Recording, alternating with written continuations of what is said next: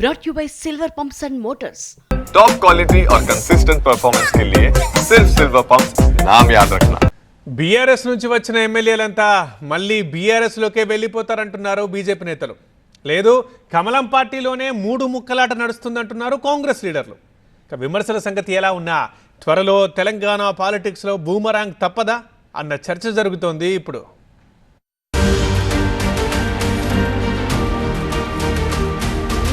Party ఫిరాయించిన ఎమ్మెల్యేలపై అనర్హత వేటు తప్పదా? ఈ పాయింట్ కేంద్రంగా తెలంగాణ రాజకీయం హీటెక్కుతోంది. కాంగ్రెస్ ఫ్లెక్సీలో తన ఫోటోలు వాడడంపై అభ్యంతరం వ్యక్తం చేస్తూ కేసు పెట్టారు గద్వాల ఎమ్మెల్యే కృష్ణమోహన్ రెడ్డి.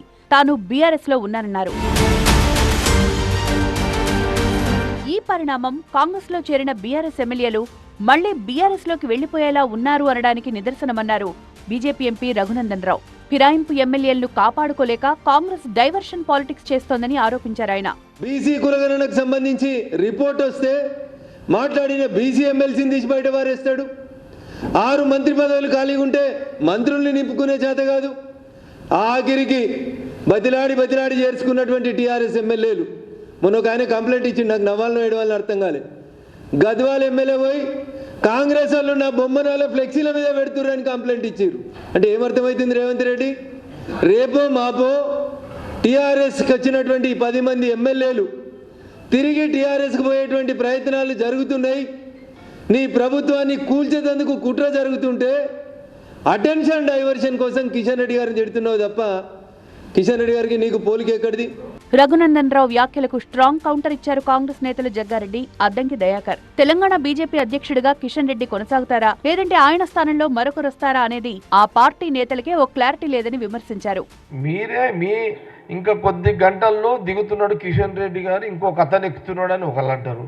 లేదు దిగుతలేడని ఇంకోరు అంటారు. మీ ఇల్లు మీరు చక్కగా చేసుకున్న తర్వాత మాదేమోది, మాది ఓపెన్ పుస్తకం కాంగ్రెస్ పార్టీ. మీ క్రమశిక్షణ ఏది? మీ శిక్షణ ఏది? క్రమశిక్షణ ఏది? శిక్షణ లేదు, క్రమశిక్షణ లేదు. మీ రెండు లేవు. మీకు మాటలే మీ అన్ని.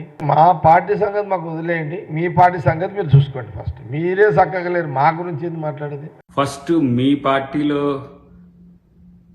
4 ముక్కలాటనో మంచం కోళ్ళాటో నడుస్తున్నది. ఫస్ట్ అది చూసుకోండి. కాంగ్రెస్లోకి వచ్చిన ఎమ్మెల్యేలు మళ్ళీ వెనకకు పోతారని చెప్పి వీళ్ళకి చెప్పినట్టు ఎవరు?